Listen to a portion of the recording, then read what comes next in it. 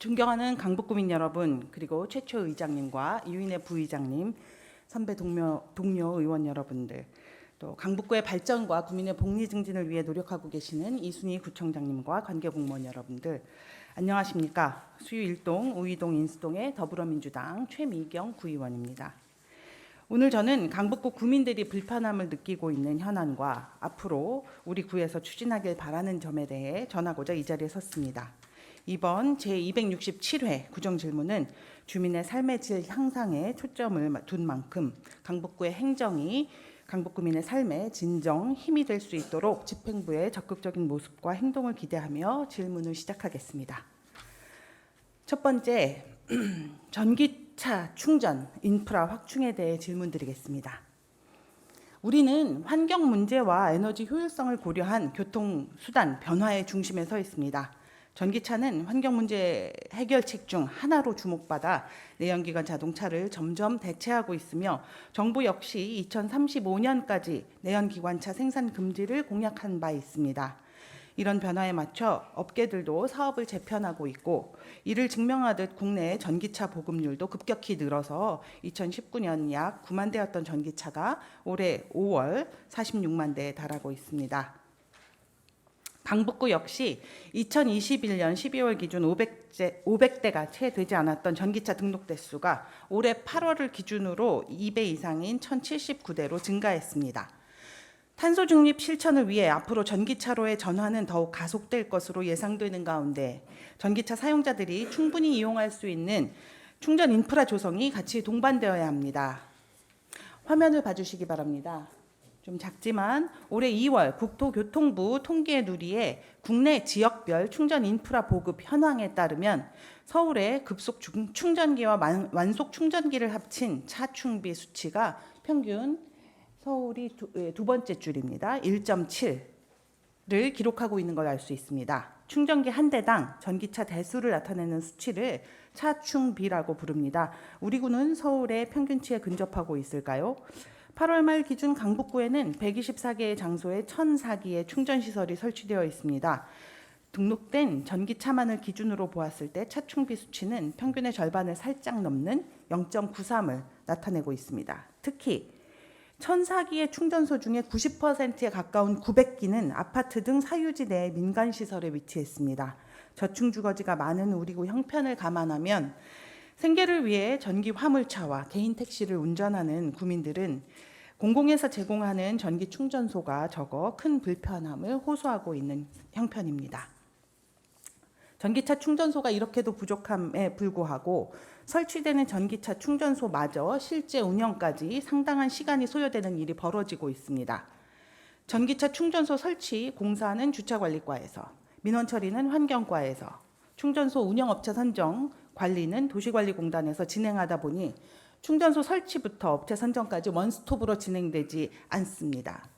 작년부터 공용주차장 전기차 충전소 설치 민원을 제기하였고 법정 기준을 맞춰 진행된 설치 공사들이 올해 3월 말 마무리되었지만 업체 선정은 이제야 완료되어 10월 15일부터 이용할 수 있다 하니 그동안 주민들의 기다림을 생각하면 안이한 집행부의 태도에 분노할 수밖에 없습니다.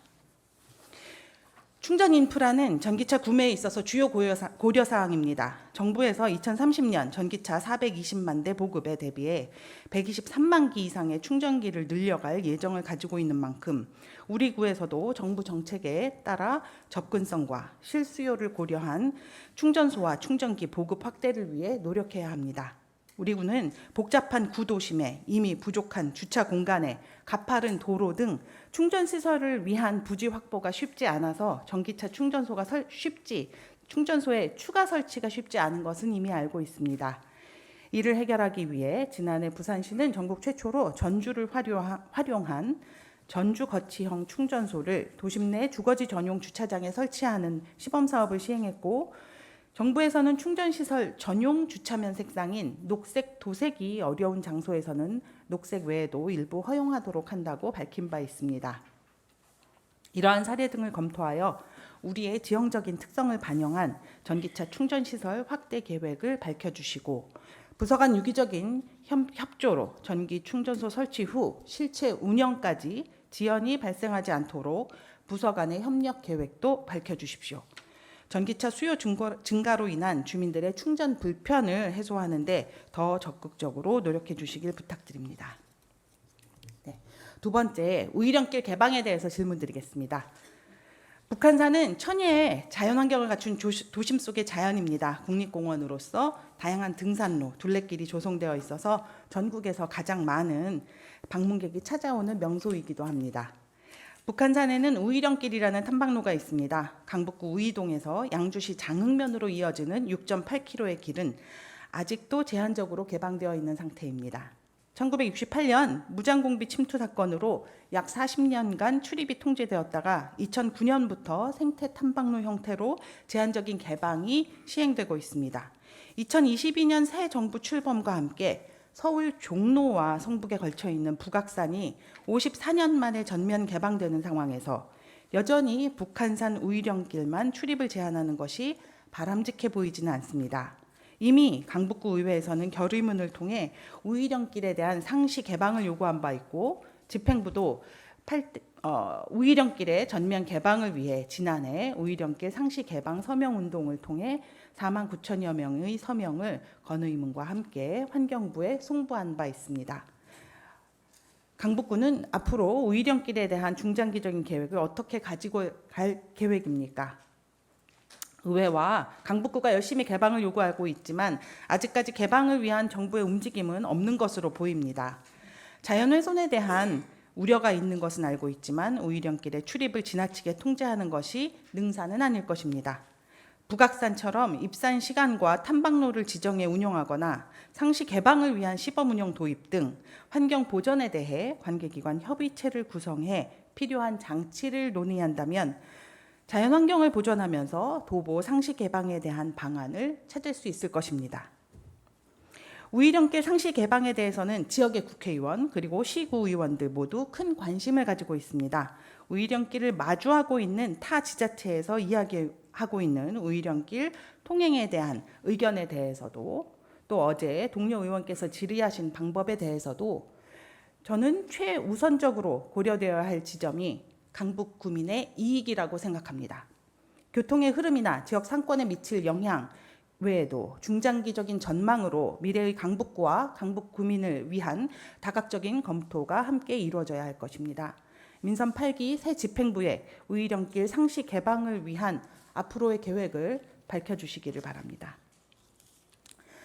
세 번째, 강북형 일자리 지원 플랫폼 설립에 대해 질문하겠습니다. 올 7월 정부는 2025년 노인이 전체 인구 20%를 넘는 초고령 사회에 진입을 대비하며 노인 일자리 사업을 오는 2027년까지 노인 인구의 10% 수준으로 늘리고 청년 일자리 분야에서도 지속적인 투자를 하겠다고 밝힌 바가 있습니다.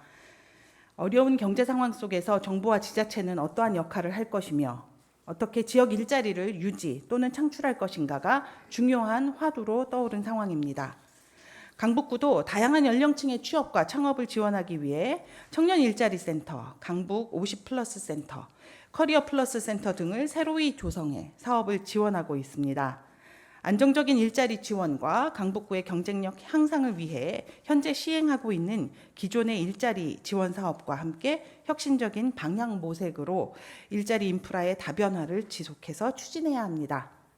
노인 일자리에 참여하는 어르신들의 상당수는 경제적인 이유인 생계비 확보를 위해 일자리 사업에 참여하고 있습니다. 어르신들의 안정적인 소득을 보장하기 위해 서울의 다른 여러 지자체에서 다양한 시도를 하고 있는데요. 금천구의 경우 2020년 9월 착한 상회라는 서울시 최초의 노인 고용 편의점을 조성하여 2021년 자치분권 어워드 정책 분야에서 금상을 수상하고 2021년 2호점에 이어 3호점까지 오픈했습니다. 30여 명의 어르신이 일하고 있는 착한 상회에서는 CU 편의점과 노인 일자리 전담기관인 금천 시니어 클럽이 함께 조성한 것으로 민관이 협력하여 만들어졌다는 점에 주목해야 합니다. 성북구와 금천구에서는 일자리 주식회사를 통해 카페와 분식집 등을 운영하며 청년부터 노인까지 다양한 연령층에게 취업의 기회를 만들어주고 있습니다. 민관이 연계한 일자리 창출 방식과 공공이 주도하는 일자리 사업에 더하여 강북구에서는 지역 주민의 창의성 및 자율성에 기반한 일자리 창출 방식으로의 전환이 필요하다고 생각합니다. 동일한 정책 목표를 가지고 있다 하더라도 세부 사업은 다양한 방식이 존재할 수 있습니다. 새로운 플랫폼의 구성은 다른 의미를 가지고 있는 것은 아닙니다. 현재 일자리 사업에서 소외된 계층과 보다 다양한 연령층의 지역 여건과 대상별 특성에 따라 맞춤형 서비스를 제공하는 것으로 필요하다면 강북 구민들이 우리 구에 일자리를 만들기 위해 직접 출자를 하는 방식도 고민할 수 있습니다. 다시 한번 저소득층 주민에게는 안정적인 생계비 확보를, 청년들에게는 정주 여건과 공동체 참여를 통한 역량 강화 등 일자리 지원을 위한 다양한 서비스 제공에 최선을 다해 주실 것을 부탁드립니다. 네 번째, 셔틀버스 운행 재개에 대해 질문 드리겠습니다. 코로나 여파로 중단했던 셔틀버스의 운행 재개 요청에 대해서 도시관리공단에서는 이용 회원들의 안전과 이용 편의성을 위한 시설 보수 등에 투자하는 것이 보다 효율적인 운영이라고 판단한다며 운영비 상승과 이용률 하락 등을 이유로 중단한다는 의견을 밝힌 바 있습니다. 그러나 도서관, 문화예술회관, 새로이 개관한 진달래 홀, 곧 리모델링이 끝날 대공연장, 그리고 보건소와 치매안심센터, 정신건강센터 등 공공이 제공하는 기본적인 행정 서비스 접근성이 떨어지는 일부 동에 거주한 구민들로부터 최소한의 셔틀버스 운행을 바라는 목소리가 있습니다. 예를 들면 우이동이나 삼각산동에 거주하는 구민은 번이동의 강북문화정보도서관 평생학습관까지 문화강좌와 토크 콘서트 등을 수강하기 위해서 매번 여러 차례 환승을 해야 하는 불편함이 있습니다. 우이 신설 경전철로 연결되지 않는 수유동과 번동, 또 번동과 삼각산동의 셔틀버스 연결에 대한 대책이 필요합니다. 셔틀버스 운행은 각 시설의 주차장 부족 문제 해결의 대안도 될 수 있을 것입니다. 이미 양천구를 비롯한 타 지자체에서는 무료 셔틀버스 운영을 속속 재개하고 있으며 용산구의 경우 조례에 따라 구민 의견을 반영하여 셔틀버스 노선을 조정하고 운행하고 있습니다. 무료 셔틀버스의 운영 취지는 노약자, 장애인 등의 이동이 불편함을 가진 사람들을 지원하고 대중교통 접근성이 낮은 지역의 불편을 해소하는 취지일 것입니다. 보건소를 방문하는 구민들께, 구의 평생학습 프로그램을 수강하는 분들께 강북구의 다양한 공공시설을 원활하게 이용할 수 있도록 돕는 것이 지자체의 책무 중 하나이지 않을까요? 이상적인 형태라면 휠체어를 사용하는 분들도 함께 이용할 수 있는 저상버스로 강북구의 무료 셔틀이 운행되기를 바라보지만 현실적인 어려움을 감안하여 운행 횟수의 감축과 미니버스로 규모를 축소하더라도 의견 수렴 절차를 거쳐 필요한 지역에 대한 운행을 검토하여 주시기를 부탁드립니다. 다섯 번째, 청소년 활동시설 유지에 대해서 질문드리겠습니다. 청소년이 건강한 어른으로 성장할 수 있도록 지역사회에서는 청소년을 위한 투자를 아끼지 않아야 합니다. 그러나 정부에서는 내년 청소년 예산 183억을 삭감하는 등 긴축 재정 기조의 불똥이 청소년 정책으로까지 이어지고 있습니다. 지난 4월 저의 구정 질문에 대해서 부서에서는 청소년들이 이용할 수 있도록 청소년 활동 공간 지원 방안을 적극 검토하고 청소년 단체의 우수한 사업이 시행될 수 있도록 지속적으로 지원해 나가겠습니다라고 답변한 바 있습니다. 현재 청소년 활동 공간에 대해 논의된 지원 방안이 있습니까? 청소년 공간의 존재 이유는 새로운 배움을 넘어 지역사회 안에서 다양한 프로그램 활동을 통해 청소년들에게 공동체 의식을 함양할 수 있는 기회를 제공하기 위함이며 위험에 처했을 때 도움을 받을 수 있는 사회 안전망의 역할을 하기 때문입니다. 주민들의 노력으로 어렵게 지어진 청소년 공간이 구에 지원이 없으면 더 지속되기 어려운 형편입니다. 주민들은 공간을 구에 반납했을 때 이 공간이 청소년 시설로 계속 활용될 수 있을지 의문을 가지고 있습니다. 구에서는 시설 및 공간을 새롭게 구성하여 다른 곳에서는 경험하지 못한 프로그램을 운영하는 등 차별화된 전략을 통해 청소년을 위한 공간 운영을 지속해야 한다고 생각합니다. 집행부에서 청소년들이 보다 안전하고 질 높은 서비스를 제공받을 수 있도록 지속적인 관심과 지원을 해주시기를 바랍니다. 여섯 번째, 솔밭 근린공원 체육시설 확충에 대해 질문드리겠습니다. 2021년 스포츠 기본법의 제정으로 지방자치단체는 구민의 스포츠권 보장을 위해 다각도의 방안을 마련해야 합니다. 이를 위해 지역 내 다양한 각종 시설 자원을 적극 활용할 수 있는 제도적 기반을 마련해야 하는데, 시설의 건립은 우리 구 안에선 부지 확보를 전제로 해야 한다는 점에서 한계가 존재합니다. 그 때문에 부족한 공공 스포츠 시설을 확충하기 위해서는 저이용, 미이용 상태의 유휴 공간 및 시설의 활용이 우선되어야 하며, 공공의 목적으로 사용하고 있는 다양한 시설과 공간에 스포츠 기능이 더해져야 한다고 생각합니다. 서울 지자체의 대표적인 공원에는 농구대 하나쯤은 있기 마련입니다. 그러나 솔밭 근린공원은 규모가 작지 않음에도 불구하고 다른 구에는 흔한 농구대 하나 없는 것이 현실입니다. 가용지가 부족한 우리 구는 도로의 상하부, 지하, 역산의 공간 등 이용할 수 있는 모든 장소를 입체, 복합적으로 활용해야 합니다. 솔밭 근린공원의 관리사무소 옆 광장은 아침마다 에어로빅 교실로 구민들이 이용하고 있지만 그 외 별다른 시간은 별다른 프로그램이 없는 상황입니다. 이 자리를 우레탄으로 포장하고 농구장을 조성하여 아침에는 에어로빅 교실 이용자들이 사용하고 그 외의 시간에는 농구를 즐길 수 있도록 복합화하는 것도 하나의 방안이 될 것이라고 생각합니다. 생활 스포츠 저변 확대를 위해서 여러 방안이 논의되어야 합니다. 구에서도 이용자들의 수요를 고려한 대책을 고안해 주시기를 부탁드립니다. 7번째, 복합민원 해결 창구 마련에 대해 질문드리겠습니다. 행정 서비스에 대한 구민의 요구 범위가 점차 확대됨에 따라 민원에 대한 요구가 늘어나고 보다 처리하기 어려운 민원들이 많아졌습니다. 민원 업무 처리 지연 방지 및 부서 간 갈등 해소를 위해 강북구에서도 2018년 공무원 배심원제 도입과 민원조정위원회 등을 운영하고 있지만 아쉬운 면이 있는 것이 사실입니다. 예를 들어 접수를 받은 여러 민원 내용 중 일부만 답변하여 민원을 재차 접수하는 경우도 있고요. 또한 강북문화예술회관 수영장 타르실의 청소 상태 불량 민원 등은 단순 건의로 처리되는 일도 있었는데 청소 인력의 부족 문제인지 시간대별 인원 배치의 문제인지 구체적인 답변 없이 단순 건의로 판단하는 기준은 무엇인지 설명을 부탁드립니다. 공식적인 민원 접수를 통하지 않았지만 구의 사업을 진행하면서 서로의 의견을 좁히지 못하거나 일부 부서의 설명 부족으로 구민과의 불필요한 마찰이 벌어지는 경우도 있습니다. 이러한 상황이 반복되지 않도록 타 지자체에서는 여러 방안을 고려하고 있는데 우리도 이에 준하는 노력을 기울여야 하지 않을까요? 예로 경기도 수원시에서는 올해 세빈 민원실을 구성하여 담당 부서를 찾아 헤매지 않게 도와주고 부서 간에 명확하지 않은 업무를 조정하고 있으며, 경기도 구리시는 퇴직 공무원들을 활용하여 시장 직속 민원 상담관 제도를 운영하고 있습니다. 이어 주민 불편을 해결해 주려는 적극 행정에 대한 인센티브 강화도 필요할 것입니다.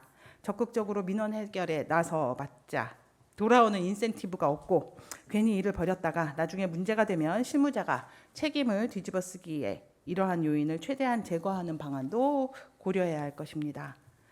강북구민의 욕구는 다변화되고 다층적으로 변화하고 있습니다. 발전하는 시대에 심화하는 구민의 민원에 더 잘 대응하기 위한 강북구의 계획을 밝혀주십시오. 8번째, 마지막입니다. 관내 대안교육기관 지원 확대에 대해 질문드리겠습니다. 2022년 대안교육기관에 관한 법률이 제정 및 시행되면서 대안교육기관 지원 주체 및 대상에 대해 서울시 교육청과 서울시 간에 힘싸움이 있었고 이 과정에서 약 2개월간의 대안교육기관의 지원 공백이 발생했습니다. 지원 주체의 변화로 지원 항목도 변동되면서 임대료 지원과 특수 목적 학생을 위한 인건비 지원도 제외되어 대안학교에 대한 지원금이 대폭 축소되었고 강북 혁신교육지구 사업마저 축소되어 틈새 돌봄 교사 활동비 지원도 중단된 상황입니다. 이처럼 대안교육기관의 부담이 2중, 3중으로 점점 늘어나고 있음에도 별다른 지원 대책이 없는 상황입니다. 학교에 다니는 학생들과 같이 우리가 보호하고 지원해줘야 할 강북구의 청소년들인데 대안교육기관에 다닌다는 이유로 지원 혜택에서 차이가 있다는 것은 어떻게 보면 큰 차별이 아닐까요? 대한교육기관에 관한 법률에서는 지방자치단체가 대한교육기관의 운영을 위하여 필요한 시책을 수립하고 시행하여야 함을 책무로 규정하고 있습니다. 전남 담양군, 순천시, 충남 공주시에서 올해 대한교육기관의 지원에 관한 조례 제정을 통해 대한교육기관을 지원할 수 있도록 규정하였고, 은평구에서는 각 대한교육기관의 프로그램 운영 보조금을 예산으로 지원하고 있다고 합니다. 우리 구는 이미 학교 밖 청소년 지원에 관한 조례에 따라 대한교육기관을 지원할 수 있는 근거를 가지고 있습니다.